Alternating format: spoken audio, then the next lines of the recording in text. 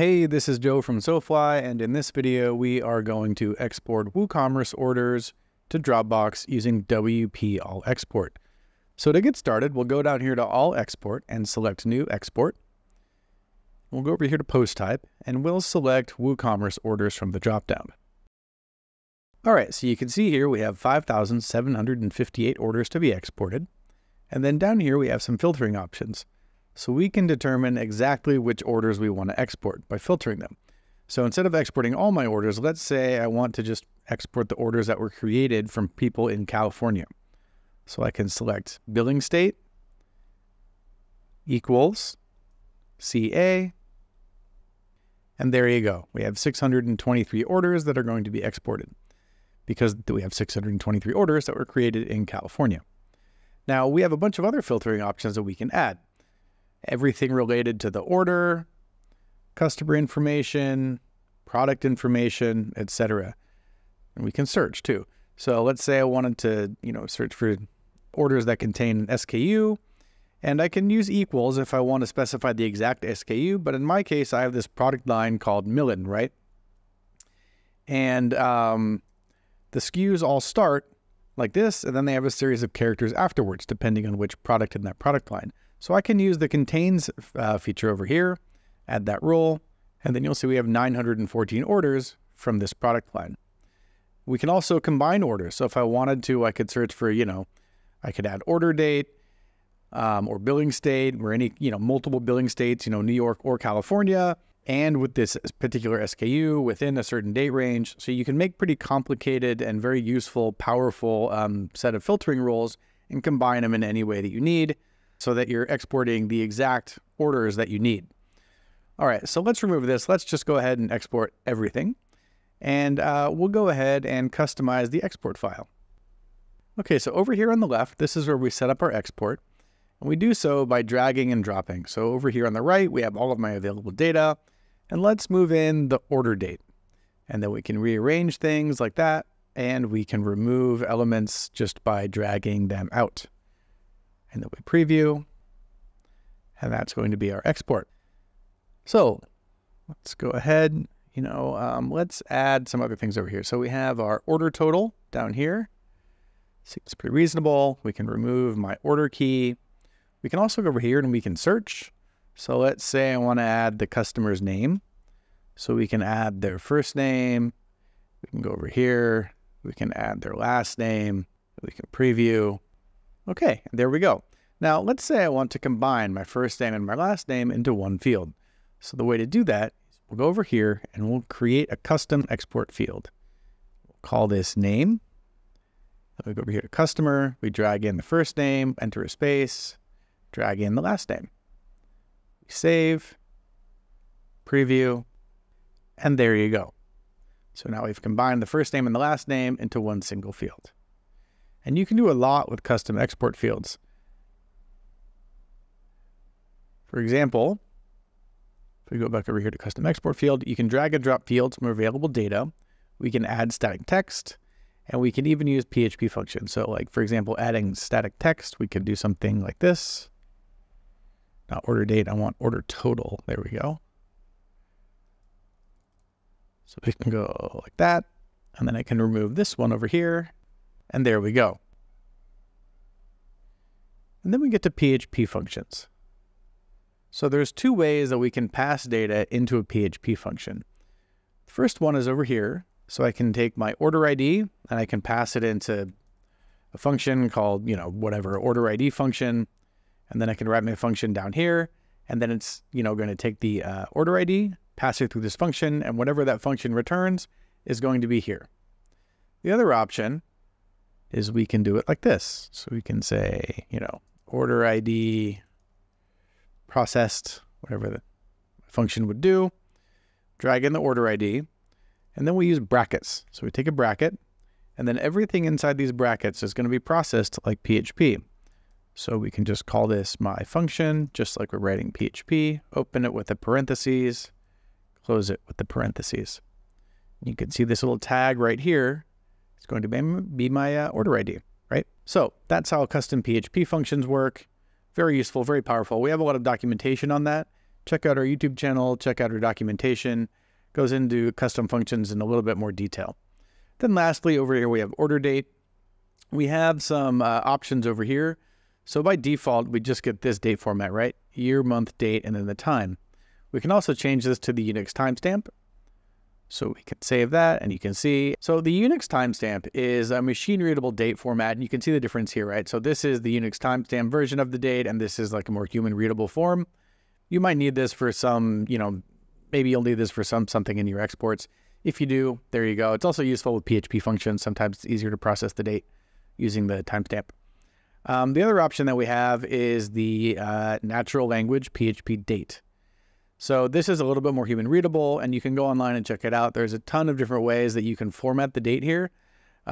We can just go like this, and that'll give us a more human readable version without the time in it. So this is the date without the time. That's the date with the time. There you go. So again, you can Google that, check it out in more detail if you have some specific needs for exporting your date. All right, so let's go through the rest of the data that we have here to export. So starting off, we have our order data over here, and then down below, we have our customer data, and this is everything related to the customer that made the purchase. And then we have our item data, all of the products that were purchased by the customer, and then all of the WooCommerce data for the products, the taxonomies on the products, custom fields, attributes, and advanced. And then down here, we have all of our advanced options for the products. Moving along, our tax and shipping information for the order is over here. Fees and discounts, notes, refunds, custom fields attached to the order will show up here, and then some more advanced fields down below. So let's add some product information to this. We'll add our product name and the item cost. So let's just search for the item cost over here. There we go. We'll add that. And now if you look here, you'll see that this order ID is showing up twice, right? And that's because this person purchased 2 products. So we have the order total over here, and then we have the item cost for each order. And we have some options on how to handle this. So if we go down here to advanced options, we can deselect fill in empty columns. And then what that's going to do, it's going to leave this blank space here for all of the duplicated order data. The other option here is we can disable display each product in its own row. And then instead of each product having its own row, it's going to have its own column. So we have this person here purchased 2 products, and then this person here purchased 1, right? So for us, we're going to just check both of these, leave it with the default, and then continue. We have our export type down here.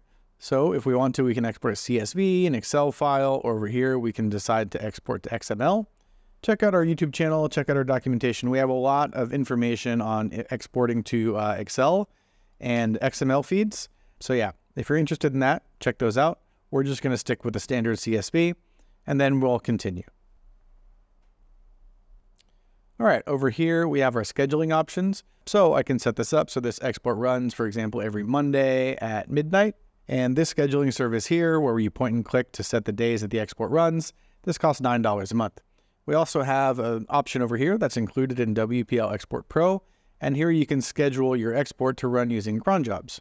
If you haven't heard of cron jobs before, or you're not familiar, or you need a refresher, you can read about them over here.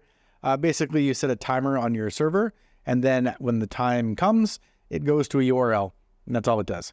So here, to set up this export with a cron job, we need to use 2 URLs. So the first one we're going to set is the processing URL, and we're going to have this execute every 2 minutes. And then the next one over here is the trigger URL. And we're going to have this trigger whenever we want the export to start running. So if I want to run this export every Monday at 10 a.m., I set a cron job to go to this URL every Monday at 10 a.m. This URL over here, we set up a cron job to run every 2 minutes. And every 2 minutes, it's going to go to this URL and it's going to check to see if this export finished running. And if it didn't, it's going to restart the export. And if it did successfully complete already, it's going to do nothing.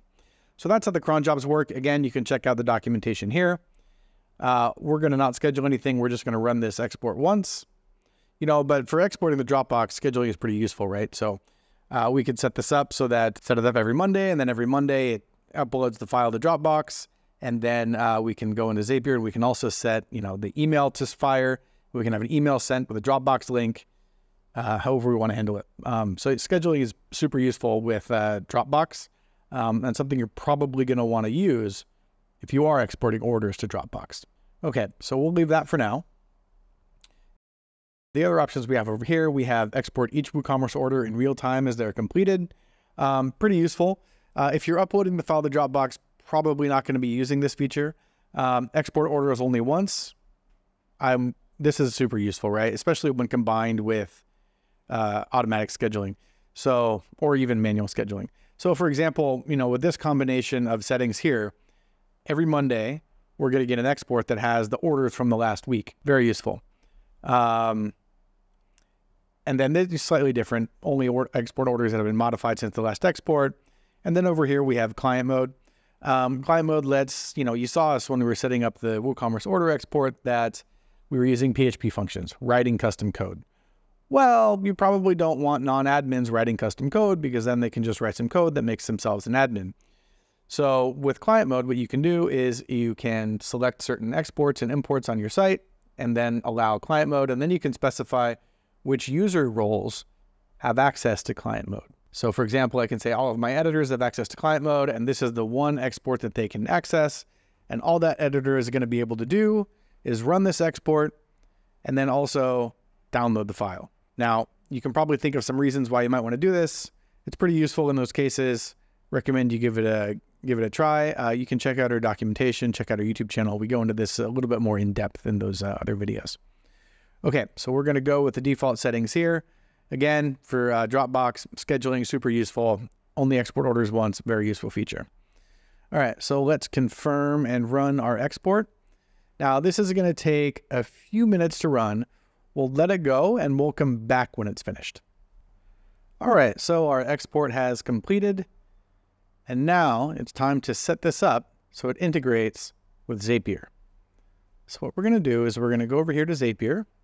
We're going to click Create a Zap. And here we have the trigger. So for the trigger, this is what's going to start our Zap running. So we'll select WPL Export, choose an event. The event is going to be new export file. The other option is real-time export completed. That would be if we selected export each WooCommerce order one by one in real time. But in our case, we're going to use new export field. So every time that export runs, we're going to get a new export file, and then this app is going to run. Now we'll continue. And you can see here, I've already linked my Zapier account with this WordPress installation. Doing that's pretty easy. You just go over here to settings for the WPL export. And then we have our license key for our API key for Zapier over here. So you just copy and paste the API key and then the domain name, and then you put it in, and that's how you add that's how you link WPL export to Zapier. All right, we'll continue. And now we'll test our trigger, and this is going to pull in the most recent export file, which is this one that I just ran. So we'll continue with the selected record. And now it's time for our action. Our action is going to be Dropbox. So we'll search for Dropbox over here. Our event, we are going to upload a file. We'll continue. Choose my account.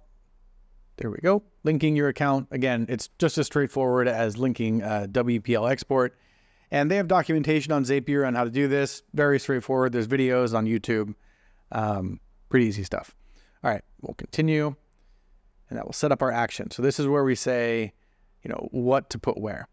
Okay, so the defaults to my personal space. So I'll leave that folder. I'm just going to put it in the main folder. We can, put like something else that we want, like, for example, you can say order exports, There we go. And the file, this data is going to come from WPL export, and it's going to be this one here, export file. Perfect. Overwrite? No. So every time I run my export, I'm just going to get a new copy of that file in there, even if they have the same name. Specify the file name. What I could do is if I wanted to, I could add, like a date formatter or something like that, and put that in here, include the date in the file name, something like that. Pretty easy to do. specify file extension. I'm going to leave this, just use the default that comes from WPL export, and then we'll continue. Okay. And we'll test the step. So it's going to take my recent export file that I already ran, and it's going to upload it as a test. Okay, it's complete. Let me go up here and I'll pull it in so we can see. Okay, so here is the Finder, and then we can see here that it's been pulled in. And we'll open that up, take a look. And that was downloaded automatically as soon as the test ran. Okay, and then here is my export file. So there we go. So now let's go back over here to WPL export. Let's close that out. And now I'm going to edit my export. So we'll edit my template over here. Go to filtering options. And let's just pull everything from California. So everything that equals CA. There we go. We have 623 orders. Update our template. And we'll run the export. Before we do that, let's just check out our Zap. So we're going to publish this. Everything works. So we're publishing it. And we'll call this order export to Dropbox. Okay, that looks good. And that's on. So every time this export completes, we're going to get a new file in Dropbox. Okay, so what we'll do is I'll leave this over here. And then as the export completes, after it's finished, we'll see the new file pop in over here. So we'll just give this a few minutes and we'll come back when it's finished. Okay, our export is complete. And then in just a second, we'll see our order export show up over here. All right, so there is the new version of my export file. Let me open that up. We can see here, this is the old one, this is the new one. And we have our filtered orders. So that is all it takes to export WooCommerce orders to Dropbox using WP All Export. Check out our YouTube channel, check out our documentation. We have a lot of content on importing and exporting data from WordPress. Thanks for watching, and we'll see you next time.